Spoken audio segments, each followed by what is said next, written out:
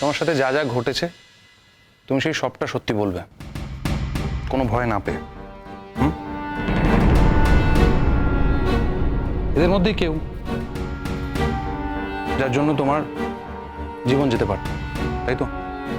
সুতরাং যারা তোমার সাথে এরকমটা করেছে তারা যদি তোমার সামনেও থাকে, ভয়ের কিচ্ছু নেই, সত্যিটা বলো। স্যার, আমি খুব গরিব ঘরের ছেলে। শুধুমাত্র মেধার জোরেই এই কলেজে পড়তে এসেছিলাম। অনেক আশা, অনেক স্বপ্ন নিয়ে এই কলেজ থেকে পাশ করে বেরোলে আমার উজ্জ্বল ভবিষ্যৎ হতো। কিন্তু কলেজে এসে প্রথম দিন যে ঘটনার সম্মুখীন আমাকে হতে হয়, তাতে আমার সব স্বপ্ন ভেঙে চুরমার হয়ে যায়।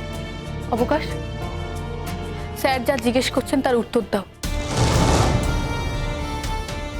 ইনফ্যাক্ট আমরা সবাই জানতে চাইছি, তোমাকে বলতে হবে সেদিন কি হয়েছিল। স্যার, একটা জিনিস আমি কিছুতেই বুঝতে পারছি না স্যার, যে আপনারা যখন ইনভেস্টিগেট করছেন তখন একটা স্টুডেন্ট হাতে কথা বলছে কেন? স্যার, আজ স্টুডেন্টদের কথা বলার দিন। আপনি কি বুঝতে পারছেন না, ওরা যে ঘটনাটা ঘটিয়েছে সেই ঘটনার এফআইআর করলে কি হতে পারে? ওদের জেল পর্যন্ত হয়ে যেতে পারে।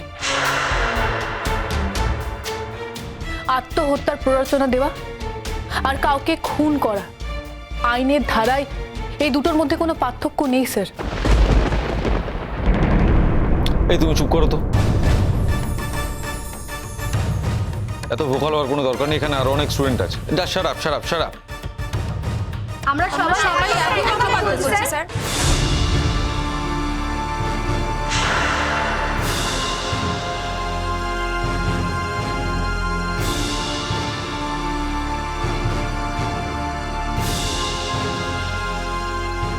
দেখো, এখানে যদি এত চিৎকার চেঁচামেচি হয় তাহলে কিন্তু সবটা লেট হয়ে যাবে। আমরা এখানে সবাই বসে আছি সেটাই জানার জন্য। অফিসাররা এসছেন, ওনাদের সময়ের দাম আছে। তোমরা ভরসা রাখো, আমি যখন এখানে এসছি যেটা সত্যি সেটা জানবো এবং সেই অনুযায়ী ব্যবস্থাও নেবো। Don't worry.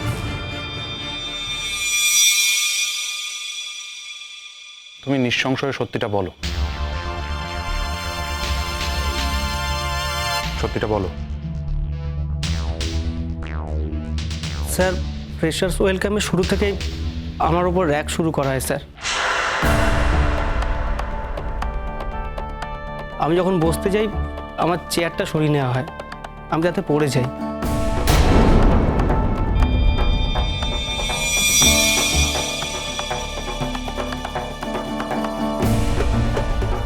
তারপরেও আমার সাথে যে কথোপকথন হয়েছিল তাতেও র্যাগিং লুকিয়েছিল স্যার।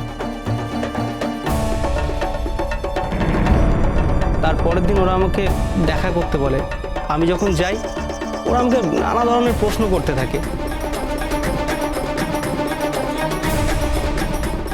প্রশ্নগুলো এক্স্যাক্টলি কি ছিল? আমাকে প্রশ্ন করা হয় আমি গালাগাল জানি কিনা, আমাকে এরোপ্লেন হয়ে উঠতে বলে, আর উঠতে না পারলে আমাকে ওরা মারধর করে।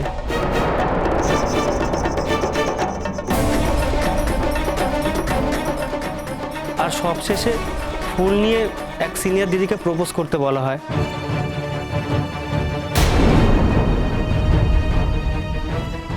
আর বলা হয় আমি যদি না করি আমার সাংঘাতিক ক্ষতি করে দেবে।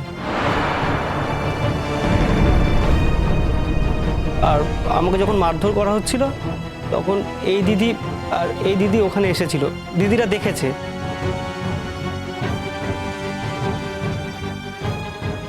আর আমি কিছু বলতে গেলে বলা হয় এত বড় সাহস তোর, আমি নাকি ক্লাসের সিনিয়র দিদিকে প্রপোজ করেছি।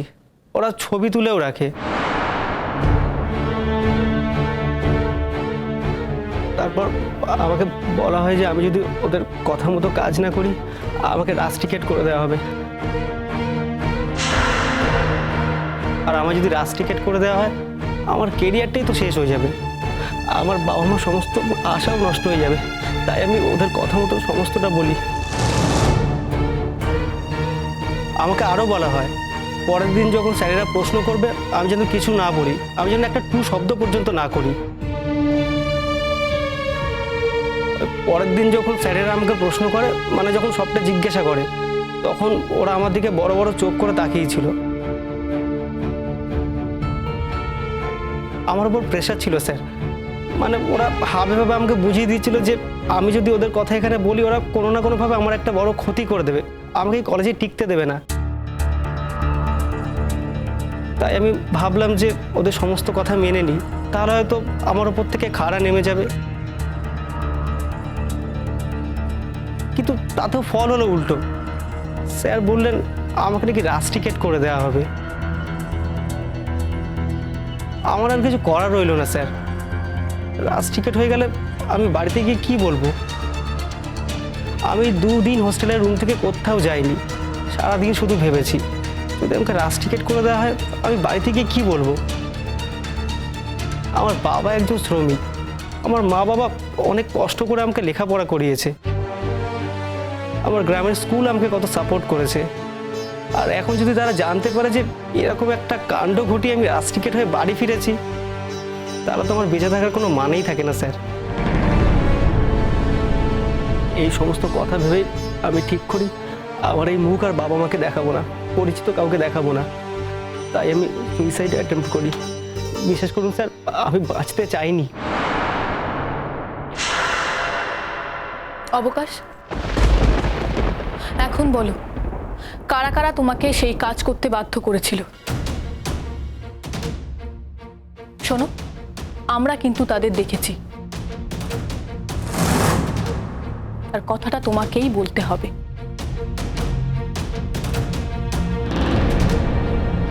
সেদিন অনেক সত্যি তুমি গোপন করেছিলে, আজ আর করো না, আজকে সব বলে দাও। তার কারণ সত্যিটা কিন্তু আমাদের সবারই জানা, শুধু তোমার মুখ থেকে আমরা শুনতে চাই।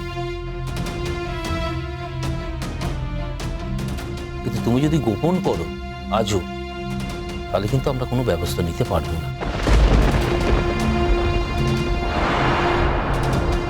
আমরা চাই যে অপরাধীর শাস্তি হোক।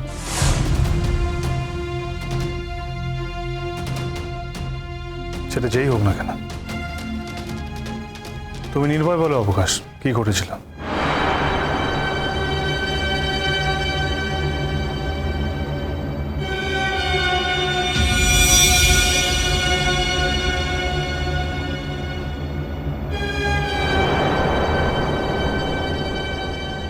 ওরা স্যার,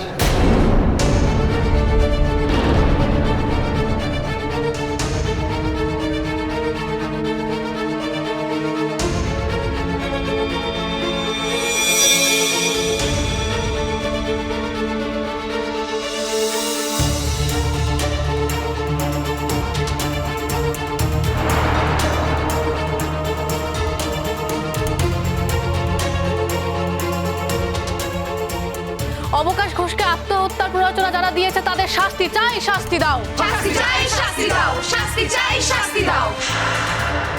এটা তো স্লোগান দেওয়ার জায়গা স্যার, এখানে স্লোগান দিচ্ছে, এখানে স্লোগান দিচ্ছ কেন তোমরা? অপরাধীর কালো হাত ভেঙে দাও, গুড়িয়ে দাও। ভেঙে দাও, ঘুরিয়ে দাও, ভেঙে দাও, ঘুরিয়ে দাও। কর্তৃপক্ষের চোখ রাঙানি জবাব চাই, জবাব দাও। জবাব চাই, জবাব দাও, জবাব চাই, জবাব দাও। অবকাশ ঘোষের সঙ্গে এরকম ঘটনা কেন ঘটলো? জবাব চাই, জবাব দাও। জবাব চাই, জবাব দাও, জবাব চাই, জবাব দাও। আপনারা শান্ত হন, আপনারা শান্ত হন। আমি এসছি তো এখানে, আস্থা আছে তো পুলিশের উপর, ব্যবস্থা হবে। ফয়সলাটা করি। আপনারা এদিকে আসুন, আপনাদের বলছি এদিকে আসুন। তোমাদের আনতে পুলিশ পাঠাতে হবে নাকি?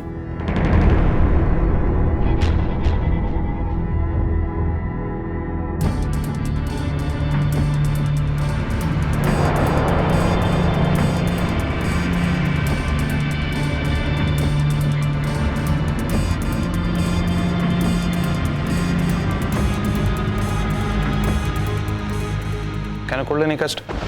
মিথ্যে কথা বলবেন না, আর নাও বলবেন না, কারণ না বলার আর কোনো অবকাশ নেই। কেন করলেন কাজটা? স্যার ওর সাথে আমরা জাস্ট একটু মজা করতেই গেছিলাম, বাট সিরিয়াসলি আমরা ভাবতে পারিনি যে এত বড় একটা ঘটনা ঘটে গায়ে যায়। হাত দিয়ে মজা করতে গেছিলেন?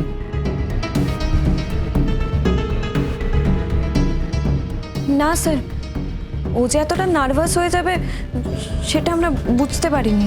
নার্ভাস হওয়াটা বুঝি অপরাধ? না স্যার, আমরা একটু মজা কি ডাকে মোহ